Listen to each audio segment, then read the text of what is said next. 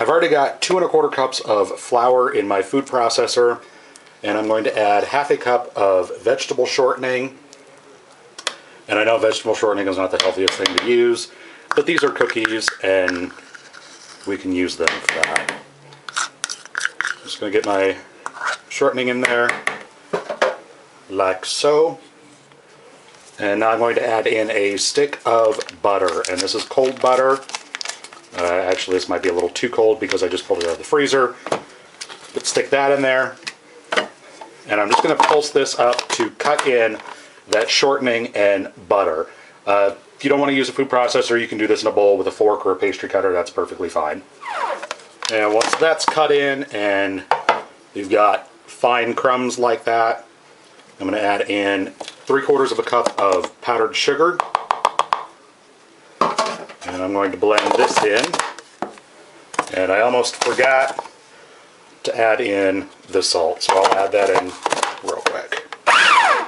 I've got 1 egg here, and I'm going to use some green food coloring, maybe 5, 6, 7 drops of green food coloring. And I'm just going to whisk this together.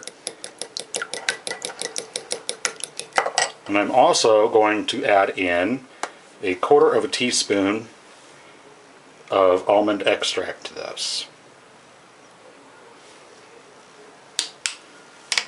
And give this a good whisk.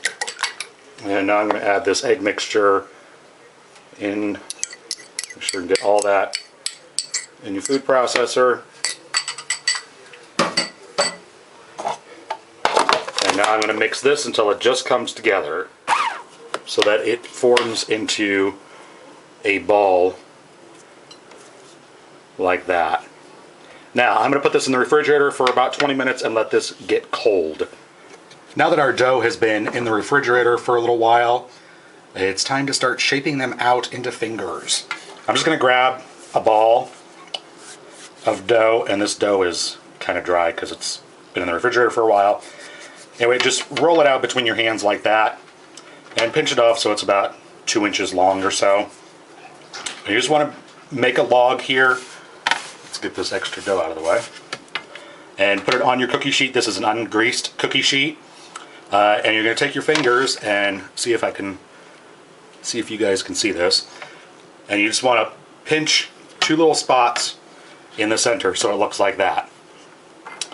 Then I'm going to take a whole almond, and I'm going to press it into the fingertip, and I'm going to press it down like that.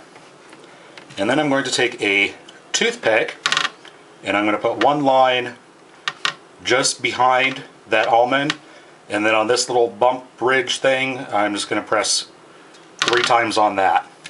And I'm going to go ahead and continue doing that with the rest of my dough. Alright, got all those done.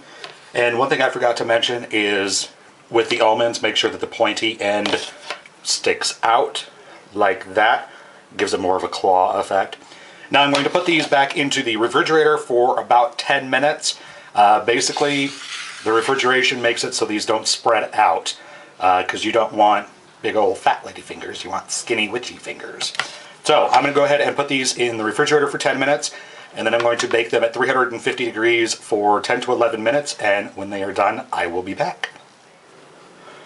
And they just came out of the oven. And I'm going to go ahead and immediately take these off and put them on the counter. Oop, one of the almonds fell off. That's okay. Immediately take these off and put them onto the counter to let them cool. You don't want the bottoms to get too brown on you. And when these are cool, I will be back. Alright, now that these are cool, I'm going to take a knife here and I'm just going to chop the ends off of all of the fingers.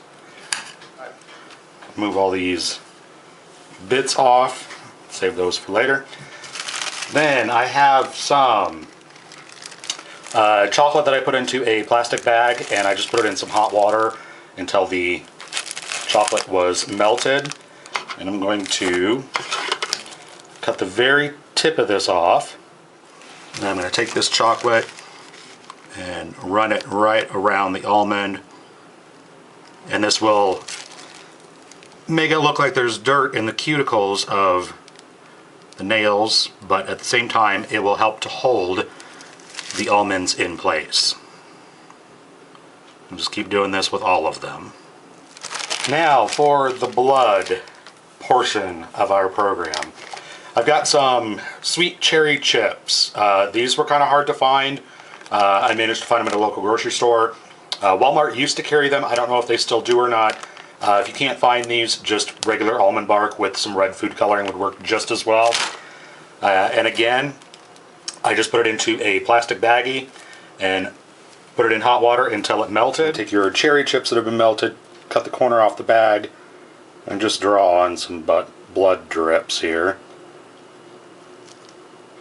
No particular order, just kind of put them on, and then really pile that melted stuff at the end so it looks like flesh and cartilage and disgusting stuff. And after you get them all done, this is what they look like. They're really kind of gross. I wish that the green came out a little darker. Perhaps maybe try 10 or 12 to 15 drops of food coloring for this instead of the 7 or 8 that I put in there. But there you go. There are witch's fingers for Halloween. Hope you guys enjoy, and thanks for watching.